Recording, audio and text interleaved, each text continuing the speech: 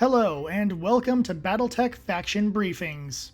When it comes to intimidation, one mech stands out above all the rest, the Atlas.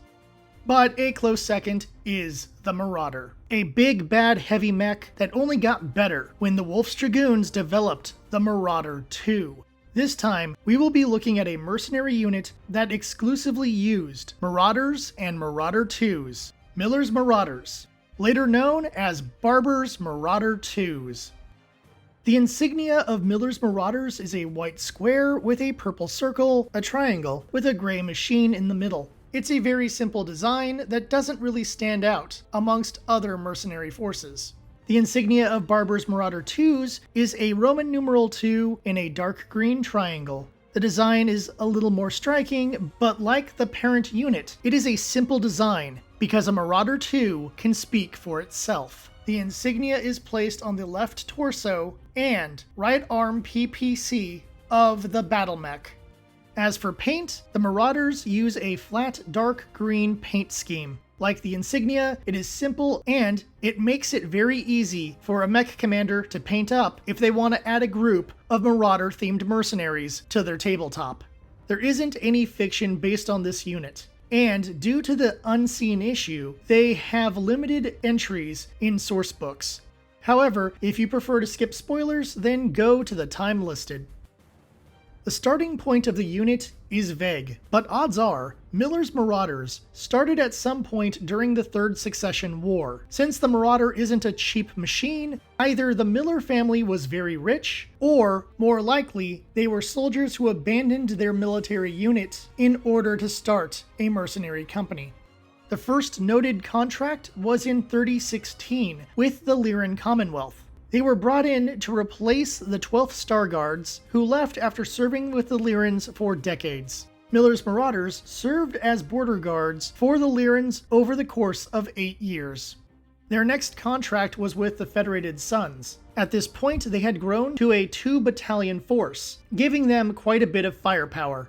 On Galtor III, a world the Federated Sons had recently liberated from the Draconis Combine, a trap was being set by the AFFS. However, the Combine forces nearly took over the world after springing that trap. Miller's Marauders and Davian reinforcements arrived to destroy the invading Kurita samurai. After the Battle of Galtor, the Marauders went back to their base on layover. They were involved in Operation Rat and teamed up with Addict's Draconis March Militia to attack Ronel. Both unit commanders didn't get along, but their combined power was enough to defeat Kerr's invaders, a Capellan assault mech unit. As the war continued, Major Miller learned that the civilian families of the Wolf's Dragoons were recovering on Robinson. As a sign of solidarity, Miller's team gave support and supplies to the civilians. Moreover, the Marauders offered their dropships to the Dragoons Zeta Battalion. That way, Zeta could join up with the rest of the Dragoons on crossing to battle the Draconis Combine. As the years passed, Miller's Marauders stuck with the Federated Sons. In the War of 39, they were sent out to take back Harrow's son. The assault force was aided by AFFS Special Forces and local rebel forces. They faced the Ryukin Yan. Despite being outnumbered, the Marauders had some early victories. However, the Combine forces attacked the Marauder dropships, forcing them to flee to avoid being captured. After being marooned, the Marauders held out for a couple months, but then attempted a desperate charge to break the enemy lines and evacuate the planet. The attack was successful, but it cost the Marauders half their forces in order to escape. Harrow's son fell to the Combine, but pro-Davian guerrillas would keep the fight going for over 4 years. It took many years to rebuild their forces. During this time, Major Miller retired from the unit, leaving his XO in command. Major Susan Barber took extra steps to rebuild and asked Jamie Wolfe for access to the Marauder 2 battle mech. Being able to buy the improved version of the Marauder not only sped up the rebuilding process, but also gave them a new name, Barber's Marauder 2s. As the clan invasion drew near, the unit was reorganized into a reinforced battalion of 4 companies. After rebuilding, the unit was transferred to Rents in the Federated Commonwealth. At this point, there is a gap in their history. There is no information about their service during the clan invasion, but it is likely they played a role in the war assisting Lyran worlds.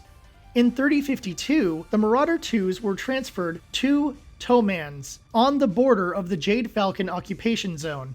During this time, they also served alongside the Kellhounds. The Marauder team held off several raids from the Jade Falcon warriors. This allowed the units to become more experienced and pick up quite a bit of clan salvage, which they were ordered to give to the FedCom government. However, a few clan tech weapons did make their way into mercenary battle mechs. Operation Guerrero had a major impact on the Federated Commonwealth, splitting the fused nation. Not long after, Barber's Marauder 2s were offered a contract by the Lyran Alliance. However, Major Barber remained loyal to Victor Steiner Davian and continued working with the Federated Sons. Thus, the unit moved towards the Federated Sons territory. They ended up in the Ark Royal Defense Cordon, which was under the command of Grand Duke Morgan Kell. Barber's Marauder 2s were stationed on Conies as defense against the clans and just in case tensions flared up between the Federated Sons and Lyran Alliance. In 3059, the reinforced battalion was made up of 38 Marauder 2s and only 10 Marauders. Most of the mechs were equipped with advanced war clan tech. They even added an aerospace unit to act as recon and cover fire when needed. Finally, their armor remained a key part of their strategy of using hovercrafts to bait enemies into a Marauder ambush. The Marauders remained on Conies, acting as a defense. However, in 64, the Jade Falcons decided it was time to deal with the Marauders, who had been a thorn in their side for years. The Falcon Row Galaxy 124th Striker Cluster was sent to attack Coins. Even with backup from the Coins Pandora Theater March Militia, the battle was bloody. Jade Falcon Elementals drew the Marauder 2s into a trap. As it turned out, half the enemy force was made up of Elementals, and after their attack, the Marauders were finished off by an all-assault mech attack force. The battle only lasted 3 days, and the mercenary survivors were punished by being put into the labor caste, a sad end to a strong mercenary force. One of the things that made Miller and Barber's mercenary forces stand out is that they chose a theme and ran with it. A mercenary force made up of Marauders and Marauder 2s is a threat no mech commander should take lightly. However, being completely crushed by the Jade Falcons is not the ending that many would have expected. They will never come back, but their legend is enough to make them a memorable unit. Sadly, there are very few pilots of note amongst both Marauder teams. Grissom Miller, the CO during the late Third Succession War until just before the clan invasion. He led the troops through some difficult fights before handing the unit to his XO. He piloted a Marauder. Susan Barber. She took command in the 40s as the unit shifted into Barber's Marauder 2s. Her leadership led the unit to many victories, but she died with her unit in 3064. She piloted a Marauder 2. Obviously, there are only 2 types of battle mechs that the Marauders ever used. However, their armor unit made up of hovercrafts was very important. They would use their speed to draw enemy fire and act as bait, while the slower Marauders moved in for the kill. For scouting and occasional fire support, they also had heavy and assault class aerofighters. Of note, the hovercrafts and fighters usually left the fighting to the battle mechs.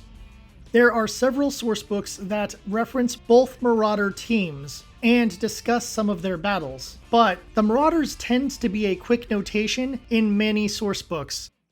I came across Barber's Marauder 2s when I was going through the Field Manual Mercenaries. I thought the concept was cool, but when I started the series, they kept being pushed back.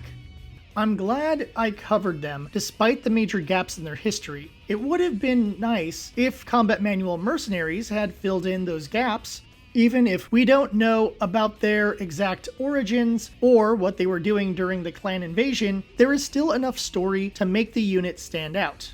Perhaps someday more of their history will be filled in. but I'm not holding my breath. Due to the mix of known and unknown history of the Marauders, there are plenty of battles, real and imagined, that a mech commander could have fun with. In addition to that, their simple paint scheme makes them easy to produce, assuming you have enough spare Marauder and Marauder 2 minis. Obviously, there is no reason to make a Marauder-only mech pack, but it would be nice to not have to buy the same force packs over and over again to build this unit. Thank you for watching. May your weapons stay hot and your reactors stay cool. Next time, I'll be covering another mercenary unit that was cut down well before their time. Until then, I'll see you at the tavern.